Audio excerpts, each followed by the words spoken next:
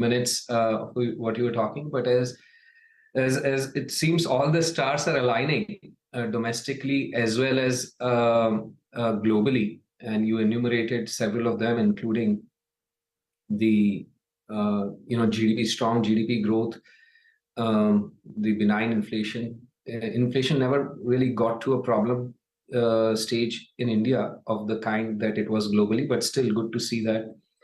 And the biggest uncertainty in investors' mind, to the degree it was uncertainty, I think prior to the day before, people possibly ascribed a low to mid single digit probability of some electoral shock in a few months' time. I think today that's become a further fraction of that probability, and that's what you're seeing in the market reflected today. And a lot of global investors who were sharpening their pencils and wanted to be ready after the central elections, I think would prepone their decision making to maybe this month or next month, as it's around year-end time frame.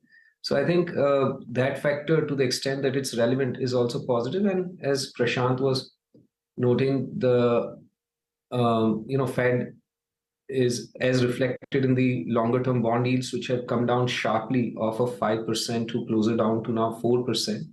So I think globally as well as domestically, stars are aligned for stronger economic growth and hence a stronger than expected corporate profit growth over the coming few years. And it would likely, it's not that the market's has been oblivious to all this. Market has formed up over the last November itself was a very solid month. And now with the outcome over the weekend, I think it can gain further strength from here.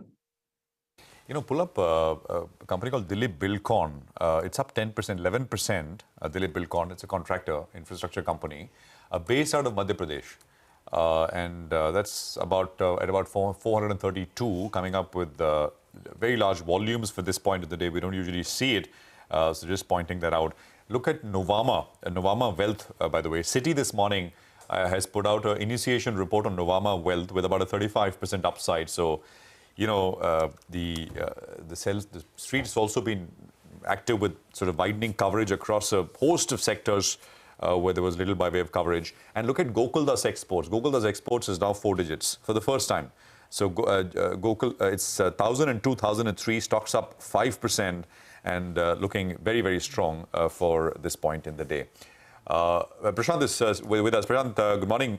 Prashant here. So what are the best ways to play this from here? What can you buy and sit and hold, and not trying to get in and get out, etc. What looks structurally good from here? Certainly, I think as Sonia was saying earlier, I think it's likely to be more broad-based. 70,000, 75,000. We might, before the central elections, see the sensex cross its diamond jubilee mark, if you will. So it has to be, I think, more broad-based. But we are finding, particularly given where the prospects are and where valuations are, particularly attractive at this stage is a lot of financials across the market cap segments. Financials has so far not participated as much in the rally this year, but I think they're very well poised, given all the environment, the economic environment that we talked about. They're very well poised, and the valuations, when you compare them within other sectors, within India, across other sectors, or when you compare them to financials across the world, particularly, comparables, you can't compare to developed market financials, which trade at a big discount for a good reason. But where you compare them to comparable companies, Indian financials are trading very attractively at this point, we believe. Consumer discretionary, several segments of consumer discretionary should do very well as we move, let's say, over the next few years from, and I'm not talking just 3-6 months, as Prashant, you said, somewhat longer term, where you can sit. I think select consumer discretionary names as the economy moves from 3.5 trillion to 5 trillion, let's say, over the next 3 to 5 years. A lot of the wealth creation that happens would go towards, is not unlikely people are going to buy a whole lot more toothpaste and soaps, but the discretionary are likely to see acceleration. And then capital goods, select high, I would say high quality capital goods, because there's been a lot of, and I caveat that because there's been a very sharp rally in capital goods segment, unlike financials and consumer discretionary, which haven't participated that much in the rally so far. Capital goods have seen a sharp rally, but yes, there's a lot going for capital goods, but you have to be more selective. And at this point in time, I would say some of the best quality capital goods still should do very well over the coming years. So those segments, besides what I said, generally there are opportunities across board, but these are segments where our team is finding a greater proportion of opportunities, if you will. All right. Hi, good morning, Mr. Khemka. Nigel on this side. You know, the point you made on financials is rather important, not just from that sector perspective, but because 30% of the Nifty wasn't participating year to date. And in the last couple of weeks, well, that started outperforming, which is obviously good news for the Nifty, which has to trend up from here. From the financials pack, what's your preference, Mr. Khemka? In the past, I think you were leaning more towards private sector banks, and valuation-wise, some of them are looking delicious. So how would you position yourself, you know, between the private, public sector banks, maybe NBFCs? Yes. No, very true. I think private sector financials always present a very fertile opportunity set for us over the years or even over the decades. I would say that's been a favorite hunting ground. And I would stretch it beyond just the banks. So private sector financials more broadly, including non-banking financial companies or the NBFCs, but including non-lending companies also, which includes insurance, but including non-balance sheet companies as well. So capital market intermediaries, which don't have a balance sheet business, but more provide service, you know, those are some fantastic opportunities across the spectrum. Yeah, as wealth grows, people, you know, besides consumption and spending, the savings also grow and the investments also grow. And many of these companies are in pole position to capitalize on that growth very profitably. And valuations, as you mentioned, Nigel, you know, this year have lagged, and valuations for very strong, high quality financials on a relative basis, relative to where the rest of the market is and relative to where the rest of the world is, are very compelling at this time, in our view. Okay. Yes, but you know, the only question is valuations for individual stocks have gotten a bit expensive, right? So where do you or how do you generate alpha in this market? That I think is the big question, Prashant. What is your view on which are the pockets, which are the companies that you can invest into now that will help you generate alpha over the next couple of years? No, very, very good point to make, Sonia. Some of the stocks have gotten stretched, and we've spoken about this before as well. I think there are pockets of stretched valuation, particularly in domestic deep cyclicals, particularly in small caps. So if I were to name them specifically, one has to be very careful. These are areas, obviously, where the macro looks very exciting. You know, only when macro looks very exciting do you have such a valuation stretches. So like, be it power sector, be it defense sector, anything related to railways, and there are other such domestic cyclicals. The deeper the cyclicality, you know, the farther have the stocks gone this time around.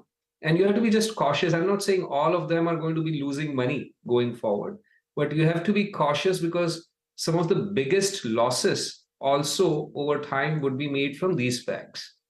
And you have to be super selective in terms of the, you know, quality of the business, quality of the management, governance, balance sheet at this point in these particular segments. And you contrast that with what we're talking about, you know, financials. They're also cyclicals. They may not be as deep cyclicals, but they're also, if the economy is to do well, you know, from where we are today, if we look at this dichotomy, I would say strong, solid financial companies would do far better than some of these deep cyclical stocks that have gotten overstretched.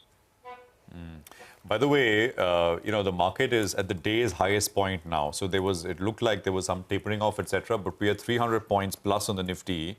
You know, the high's been made at 20,602. We're at about 2572. So this is a triple century for the Nifty, which is coming now and looking still very, very good across the board.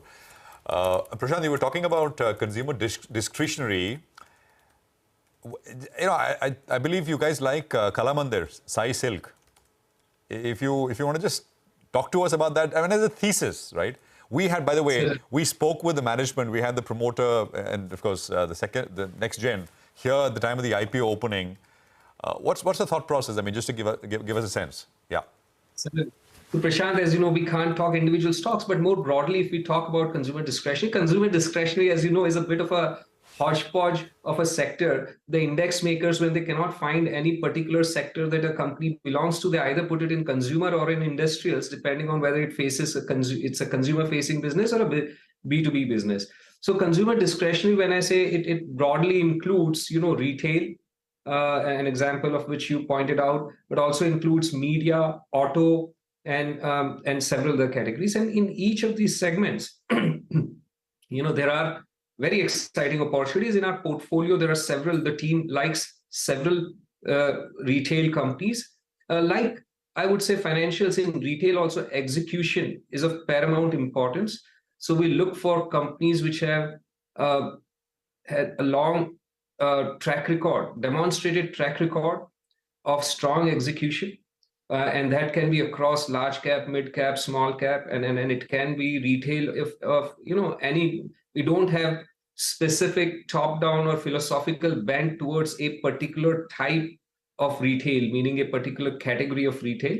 But in retail in general, there are some very exciting opportunities available across segments. When I say across segments in retail, for example, there are a lot of names in jewelry, there are a lot of names in general retail, there are a lot of names in electronics, and so on and so forth. And across various categories, the team has identified companies which have very strong execution and have robust growth opportunities. They are gaining market share from unorganized sector and also within organized sector.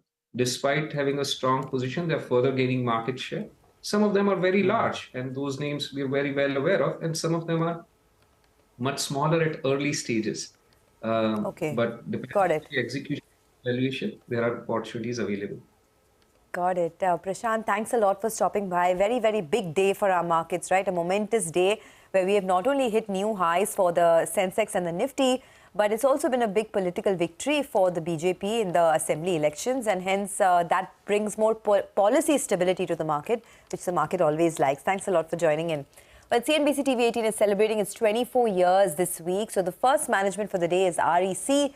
The stock has surged more than 211% this year so far. Do note, in the 8 months of FY24, the company's disbursals have jumped to 1 lakh crores versus 46,000 crore rupees on a year-on-year basis. To discuss opportunities in the renewable sector and thermal capacity addition, we have Vivek Kumar Devangan, who is the chairman and managing director at REC. Mr. Devangan, thanks a lot for joining in. Appreciate your time here on CNBC-TV18. I want to first talk about the renewable energy space because that's the big focus area for the government. India has a target of 5...